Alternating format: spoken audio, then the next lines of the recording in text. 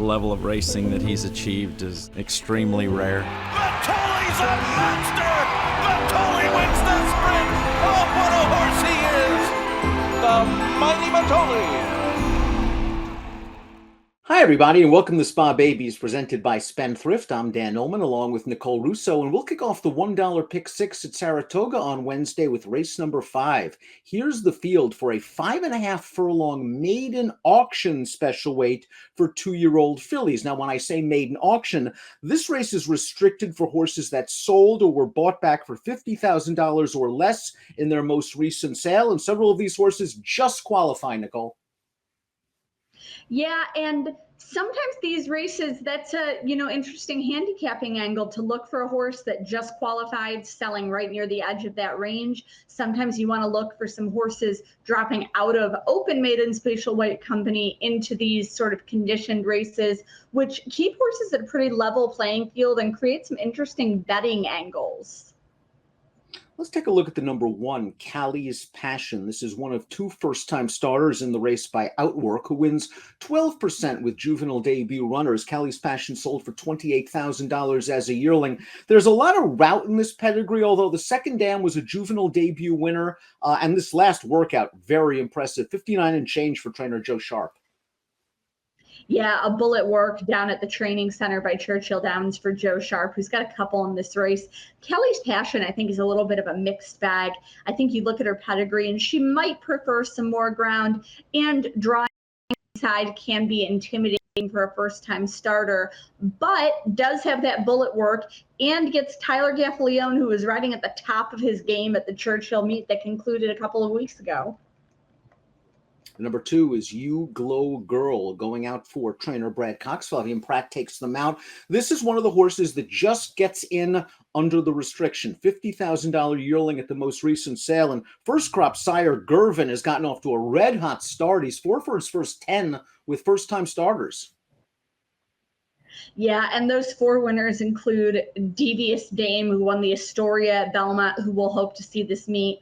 Damon's Mound, a runaway debut winner at Churchill Downs, who we'll see in Stakes Company here at Saratoga in August. The Brad Cox barn seems primed with its juveniles, sent out Sanford winner Mo Strike over the weekend. And this horse just qualifies again. Brad Cox used the restricted maiden special weight at Saratoga a few years ago when British Idiom made her debut, and she turned out to be quite nice. The number 3 is Numero Seis, which means she's numero tres, and she's hoping to be numero uno for Joe Sharp with a race under her belt. Another horse that just qualified in for $50,000 as a short yearling. This horse ran okay in her debut at Churchill against open maiden specials, Nicole. Yeah, so that's one of the angles that I like in these races, coming out of an open maiden special into here. It's interesting that after that race, she came up to Saratoga and worked on the turf. I wonder if they like how she worked and they just want to get her some experience here. Or I wonder if they tried it and ultimately decided, yes, let's go back to the dirt. She's a dirt horse. This is one who I'm going to be really interested to see the Clocker report from our colleague Mike Welsh and his team to see what they thought of that turf work. She's one of 2 fillies in this race by Frosted. The dam is a half-sister to Midnight Storm, a Grade 1 stakes winner, going a mile on the turf. But as you can see, there is a versatile pedigree. She's a half-sister to a juvenile Grade 3 stakes-placed dirt router. The 4 is Whatchamacall, who is also by Frosted. Whatchamacall, a $15,000 yearling. Second dam was quick. 2-year-old stakes-winning dirt sprinter, and another horse with experience. She showed some speed in her debut at Monmouth. She did show some speed, and I do think that that experience is probably going to move her forward. I'm interested that she doesn't have a published work in her past performances since that debut on July the 1st, and didn't have that many works coming into her debut. I do think moving forward from a fitness standpoint, that start will have helped her, but the consensus last week and the first couple of days of the meet seems to be that the Saratoga track at this point is deeper, sandier. You really want a horse with a good fitness base. So I would be curious to know a little bit more about her training. The number 5 is Leave No Trace, another first-time starter by Outwork, 12%, with 2-year-old debut runners. Lots of turf in this pedigree. The dam won 4 turf races, but it is very interesting that Arad Ortiz is enticed to ride. This horse shows a couple of quick half-mile breezes leading up to this race. Yeah, absolutely. This is another horse where I think she's a little bit of a mixed bag, a good, solid work tab. And you mentioned picking up a red hot rider for her debut. Outwork, a big, impressive son of Uncle Mo, really reminds me of his sire. And he was a debut winner, I'm sorry, at 4.5 furlongs at Keeneland as a 2-year-old himself. A very good debut starter sire, but I do think they'll be happy ultimately to give this horse some experience and move forward with her after that. You won't be surprised if she does well on the turf down the road. Shaymyname is the number 6, and if you believe experience counts like we do, Shaymyname is a tremendous advantage because she's already run 3 times. The problem is, while her debut was promising enough, finishing 3rd at Indiana Grand, she then was overmatched in the Astoria, and then she ran on turf in her last start and didn't run well. She's run last in both starts on the Naira surface, albeit one against tougher and B perhaps on the wrong surface. She deserves another chance, perhaps. Well, that's the thing. Trainer Amira Chikakli has 2 in this race, and they're both dropping in class, and they're both probably getting on their preferred surface, moving from turf to dirt. We'll talk about the other starter in a minute. This trainer is really interesting to me as somebody who, works with thoroughbreds and other disciplines myself, because she does a lot of cross training with her horses, gets them out, takes them to other facilities, lets them hop over little cross rails and do some work on the flat, and really, not just go one way around a track, really work some different muscles and engage their bodies and their minds. And I think that that's, a very interesting note on the training of these 2 young horses in here. The 7 Stellar Lady is a first-time starter going out for trainer Kenny McPeak by Preakness winner Shackelford, and a half-sister to Killer Bird, a stakes winner going a mile, $40,000 yearling. I wonder if this filly might want just a little bit more ground than this 5.5 furlong distance.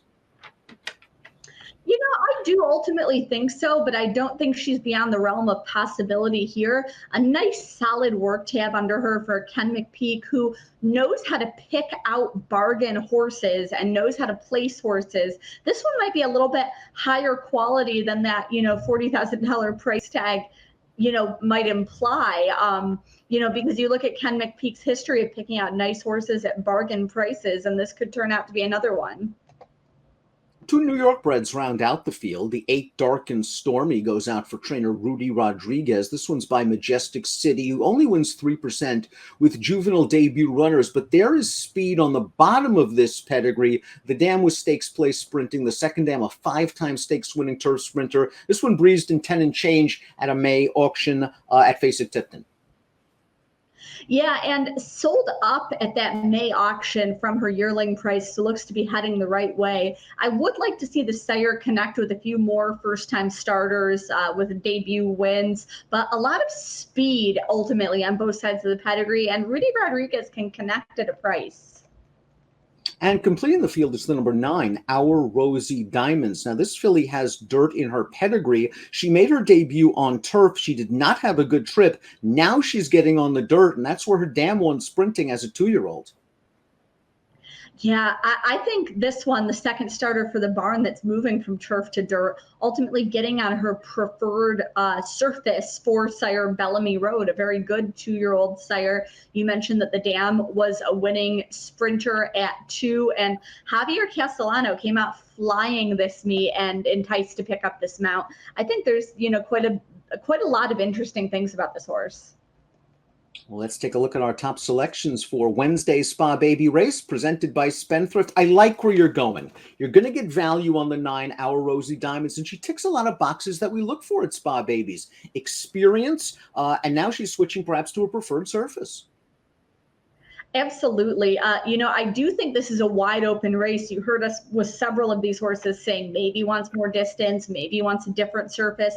I'll go ahead and hope that this one is moving to her preferred surface at a price, and that Javier Castellano can work out a nice trip for Our Rosie Diamonds from that outside post. I do think Ken McPeak's trainee, Stellar Lady, could wind up one of the favorites and could be a sneaky, classy filly. So I'll also use her right there along with your top selection, who I like quite a bit about as well. I think this is a pretty open field. I agree. I had a tough time narrowing it down to just one horse. I eventually went with the 2U Glow Girl for Coxon Pratt, a horse coming off of a pretty quick half-mile gate breeze. But I want to use the 2 experienced horses on dirt, dropping out of the open maiden ranks, the 4 Whatchamacall, the 3 Numero Seis, and we'll see what Callie's Passion does after that quick workout from the rail. Fun way to kick off the $1 pick 6 at Saratoga on Wednesday. Watch the board for more clues, and our coverage all meet long is presented by our good friends at Spendthrift.